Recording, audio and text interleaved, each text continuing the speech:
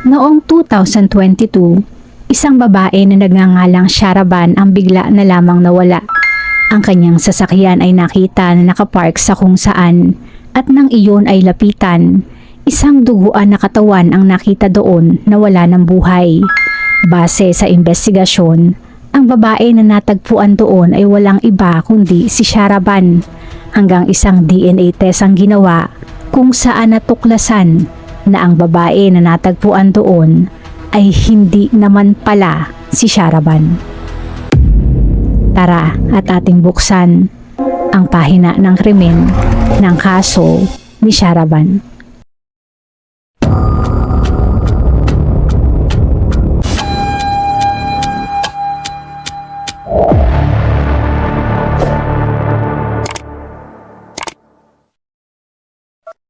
Si Sharaban Kay ay ipinanganak noong 1999 sa Iraq. Ang kanyang pamilya ay mayroong dual citizenship bilang Iraqi at German at sa murang edad pa lamang, sila ay lumisan ng Iraq at nagtungo sa Germany at doon nanirahan. Ang kanyang pamilya ay miyembro ng Yazidi na isang religious group na mayroong sariling tradisyon at paniniwala. At sa tradisyon na ito, si Sharaban kalaunan ay ikinasal sa isang lalaki na nagmamay-ari ng isang barbershop sa kanilang komunidad. Ang naging pagsasama ng dalawa ay sinasabing isang toxic na puno ng alitan at pang-aabuso kung saan si Sharaban ang abusado.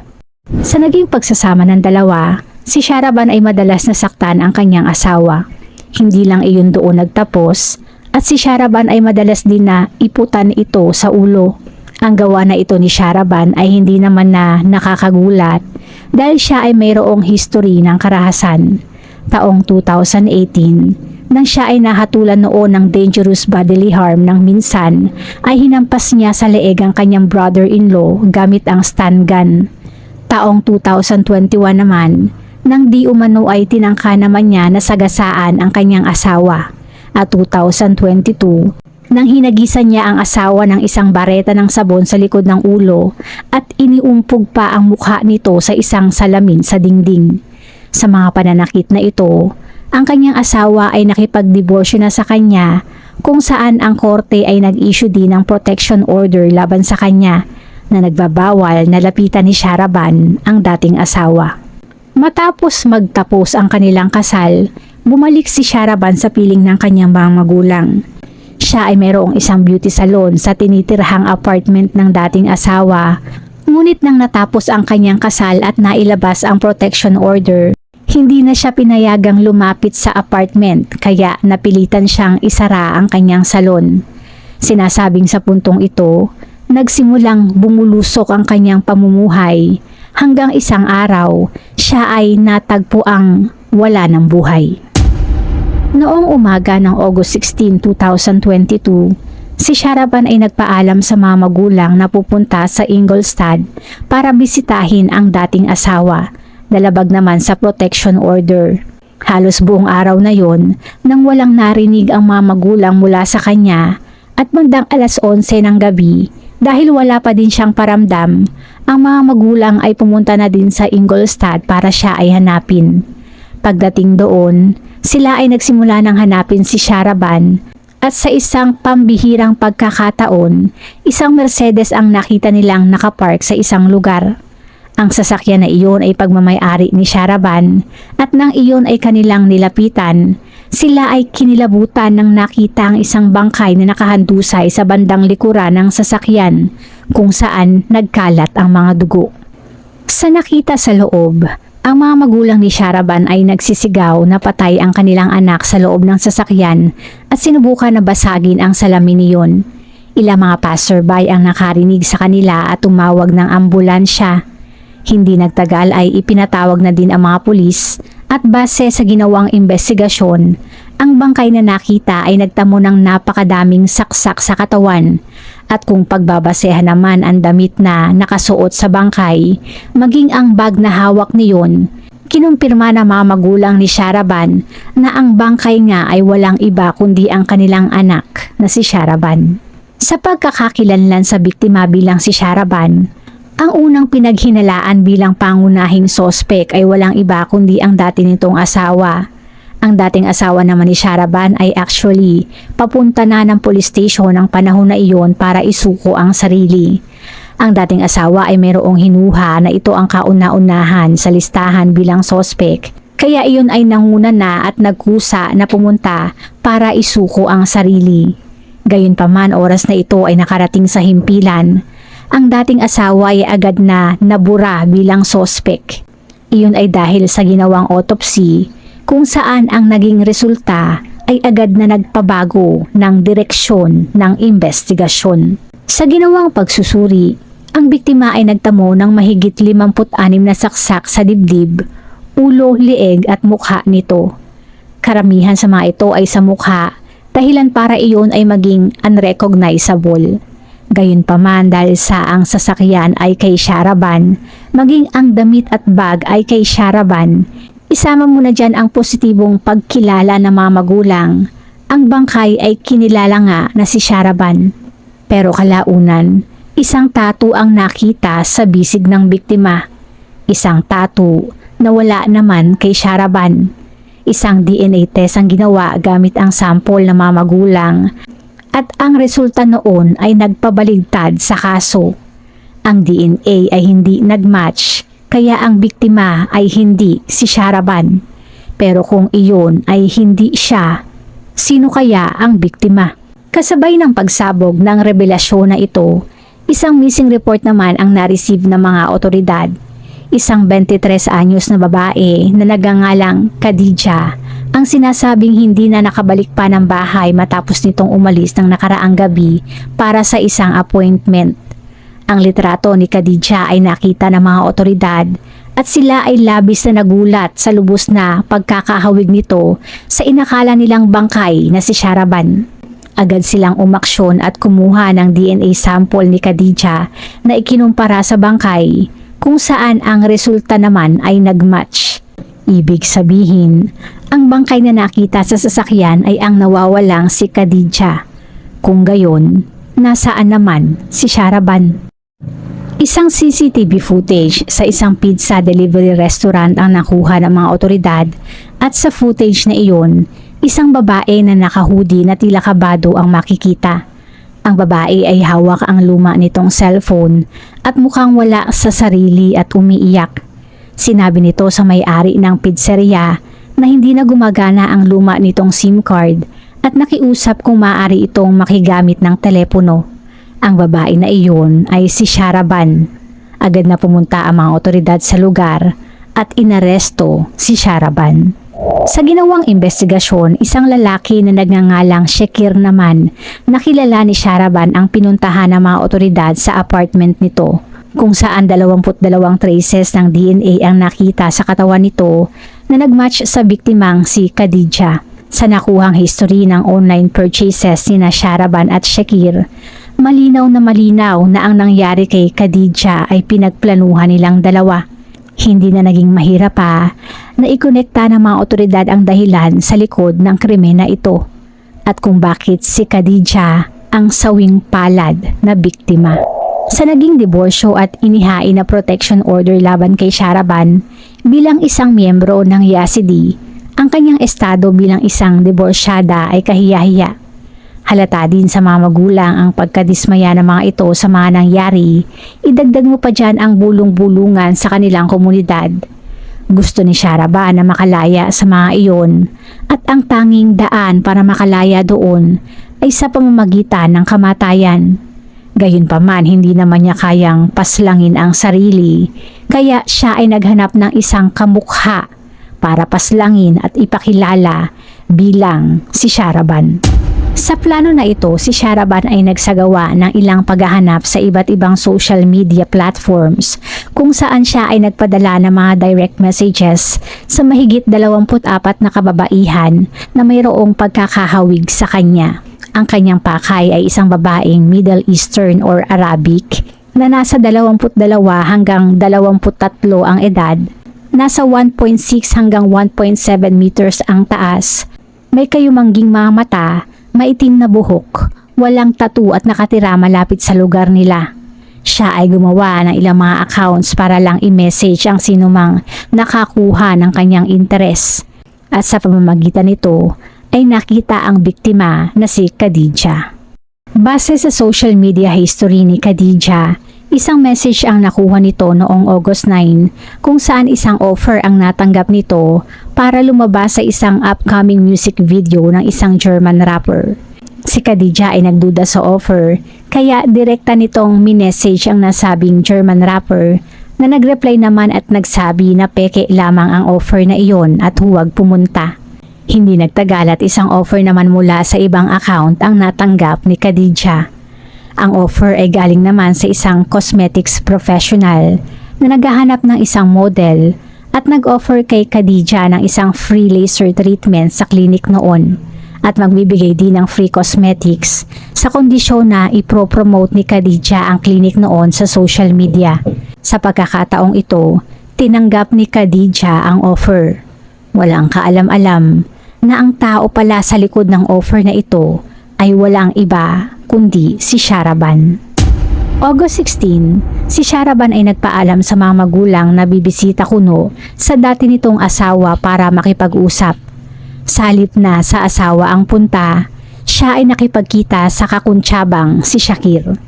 Si Shakir ay nakilala niya lamang kamakailan at sa lahat ng mga lalaking kaibigan nang tinanong niya ang mga ito kung kaya nila na pumaslang para sa kanya, si Shakir lamang ang walang kaabog-abog na pumayag at iyon ang kanyang naging kakuntsaba. Gamit ang isang pick-up ay sinundo nila Shakir at Sharaban ang biktima na si Khadija. Base sa GPS data ng ginamit nilang Mercedes, bandang alas 6:44 ng gabi nang ang sasakyan ay umalis sa Eppingen, sakay silang tatlo. At bandang alas 7:07 naman nang huminto iyon sa isang mapunong lugar sa Staka. Dito na nila isinakatuparan ang kanilang plano. Gamit ang brass knuckles ay pinagsusuntok ni Shakir si Khadija sa ulo. At ilang beses din na pinagsasaksak ang biktima sa iba't ibang parte ng katawan nito na karamihan ay sa mukha nito. Bandang alas 7:28 nang ang sasakyan ay nagpark sa isang supermarket kung saan sinasabing 9 na beses pang sinaksak ni Shakir ang biktima nang nalaman nitong iyon ay buhay pa. Bandang maghahating gabi naman nang ang Mercedes ay nagpark na kung saan ito huling natagpuan na malapit sa apartment ni Shakir. Sinasabing ang dalawang salarin ay may balak pa na buhusan ng gasolina at sunugin ang sasakyan. Kaya sila muna ay nagpark doon para kuhanin ang gasolina sa apartment ni Shakir. Ngunit bago nangyari yon, ang nag-aalalang mga magulang ni Sharaban ay naroon na sa lugar sa paghahanap sa kanya at nataon na nakita ang sasakyan ni Sharaban. Sa kabila ng ginawa nilang effort sa nangyaring krimen, tila hindi sumagi sa kanilang isipan ang ideya na ang kanilang biktima ay maaaring i-report na missing o di kaya ay gawa ng DNA testing ang katawan. Ang mga otoridad ay pinuntahan naman ang mga lugar ng stopover na nakuha sa GPS data at by August 25, sila ay nakakuha ng ilang mga patalim malapit sa area, ngunit hindi naman natukoy kung isa sa mga iyon ay ang murder weapon. September 6 ng ilang mga police divers naman ang sinubukan na maghanap sa ilalim ng isang ilog sa Pag-asa na makita doon ang murder weapon, ngunit sila ay bigo. Ilang lugar pa ang kanilang pinuntahan at ginalugad ang kalapit na mga kakahuyan, maging ang lokal na sports field, ngunit sila ay bigo pa din na makahanap ng anumang ebidensya o murder weapon.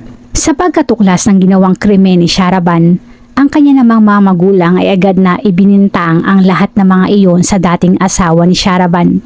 Noong hindi pa lumalabas na ang bangkay ay si Sharaban, sila ay todo turo pa din dito at sinabi na ang lahat ay para lamang i-frame ang kanilang anak at ang dati nitong asawa ang tunay na salarin. Ang kanilang ebidensya, si Sharaban daw ay hindi kayang masikmura ang anumang bahid ng dugo o sa ating salita ay takot sa dugo. Dahil sa mga naging aksyon na ito, ang mga otoridad naman ay naghinala na mayroong kinalaman ang mga magulang sa nangyari. Idagdag pa ang dahilan na ang mga ito ay nagpadala pa ng mga tao para atakihin ang home village ng dating asawa ni Sharaban sa Iraq. Dahil dito ay ginawa nila ng search ang bahay ng parents ni Sharaban Ngunit wala naman silang nakitang anuman na magpapatunay na ang mga ito ay may kinalaman. Habang naghihintay ang trial, ang dalawang mga nasasakdal na sina Shakir at Sharaban ay nasangkot pa sa ilang mga gulo. Habang gumugulong ang investigasyon, napag-alaman na noong July 16, si Sharaban ay nag-hire ng hitman at nag-offer ng 10,000 euros para paslangin ang kanyang brother-in-law. Ang brother-in-law ang kanyang sinisi at sinabing ito ang dahilan at nagsilbing huling pisi kung bakit nauwi sa diborsyo ang kanyang kasal. Siya ay nagbayad ng 5,000 euros bilang paunang bayad, ngunit ang kanyang nakita na hitman ay kinuha lamang ang pera at hindi ginawa ang iniutos niya. Noong Oktubre naman ang sumunod na taon, si Sharaban ay gumawa ng gulo at nakaaway ang isang kapwa bilanggo. At sa pagiging bayolente, siya ay mayroong suot palagi ng kadena sa tuwing siya ay dadalo sa korte. Sa parte naman ng kasabwat na si Shakir, siya ay mayroon din ginawang plano ng pagpatay at noong April 2023, habang nasa bilangguan, siya ay nagbigay ng isang listahan sa isang inmate. Ang listahan ay naglalaman ng 13 pangalan ng mga witnesses sa kaso at nakalista pa kung sino ang dapat nasaktan lang at kung sino ang dapat na tuluyan. Walang sino man ang pumatol sa haba ng listahan ng gusto niyang paslangin at hindi din nagtagal ay umabot sa kaalaman ng mga otoridad ang tungkol sa listahan. January 16, 2024, nang sinimulan ang trial laban kina Shakir at Sharaban. Sa nasabing paglilitis, ang mga magulang ni Sharaban ay tumanggi na mag-testify o maging witness sa kahit na anong panig at talagang sila ay nanahimik. Kung pag-uusapan din lang ang pananahimik, si Shakir naman sa buong panahon ng trial na umabot ng 1 taon ay talagang nanahimik at walang sinabi kahit na isang salita. Ang kanyang mga kaibigan naman ay pinatawag bilang mga witness at nag-testify na noong August 17, 2022, sila ay umiinom nang sinabi ni Shakir sa mga ito, quote, "Pumaslang ako ng isang inosenteng babae para sa babaeng yun." Kung si Shakir ay nanahimik, si Sharaban naman ay hindi napanisan ng laway at ginawa ang lahat para ibunton ang lahat ng sisi kay Shakir. Sinabi niya na siya nga ay naroon sa sasakyan at nasaksihan ang nangyari sa biktima, ngunit walang kaalam-alam na iyon ang mangyayari.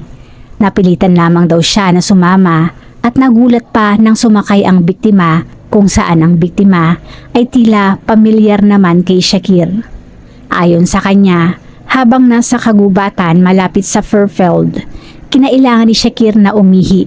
Binigyan pa daw niya ng sigarilyo ang biktima at maya-maya, sina Shakir at Khadija ay naglakad patungo sa isang karatula at bigla na lamang sinuntok ni Shakir si Khadija sa ulo. Si Khadija ay nabuwal at sumigaw. Sinubukan daw niya na pigilan si Shakir. Ngunit sa sobrang shock ay bumagsak siya sa lupa at tinakpan na lamang ang tenga sa takot na siya ang isusunod ni Shakir. Kalaunan ay sinabihan daw siya ni Shakir na uubusin ang kanyang pamilya kapag siya ay mayroong pagsasabihan at tumanggi na nakakita ng anumang patalim. Mahigit 200 saksi ang nagpatotoo sa korte at isa sa mga ito ay nagbigay pa ng interesanteng kwento at iyon ay ang nobyo ng biktimang si Khadija. Sinabi nito na nakipag-party siya kasama si Shakir sa isang nightclub kung saan naman niya nakilala si Sharaban. Pagkatapos ng ilang araw, sila ni Sharaban ay magkasama sa isang room ng hotel at sinabi pa na pumunta lamang siya doon dahil wala siyang susi ng kanyang bahay. Sinubukan daw ni Sharaban na halikan siya at hubarin ang damit niya, ngunit iyon ay kanyang tinulak at sinabihan itong umalis. Nag-alok din daw si Sharaban na magsilbi bilang isang tagadala ng droga at nagtanong din tungkol sa mga armas at peking pasaporte. December 18, 2024 nang tuluyan ng nahatulan ng korte ang mga nasasakdal. Sila ay parehong napatunayan na nagkasala at nabigyan ng life imprisonment. Karaniwan, ang katumbas ng life sentence sa Germany ay ang pagbibigay ng parol matapos ng 15 taon. Ngunit sa kaso ni Sharaban, Sinabi ng hukom na ang kanyang motibo ay sobrang kasuklam-suklam sa paghanap ng kamukha niya para paslangin at palabasin na siya. Dahil dito, ang kanyang kaso ay pasok sa tinatawag nilang particular severity of guilt, kung saan ang parol ay imposible na, kaya ang ibig sabihin, si Sharaban ay aktwal na mabibilanggo ng habang buhay. Sa kabilang banda naman, si Shakir ay nakakuha lamang ng normal na habang buhay na sentensya at maaaring mabigyan ng parol pagkatapos ng 15 taon. Ang kanyang pananahimik ay naging kapaki-pakinabang kung saan ang mga otoridad ay nahirapan na matukoy ang kanyang motibo o dahilan sa pagiging sangkot. Kaya nang wala siyang sinabi ni ha ni ho, iyon ay talagang nakatulong. Bago isara ang ating pahina, shoutout po sa ilan sa ating manonood.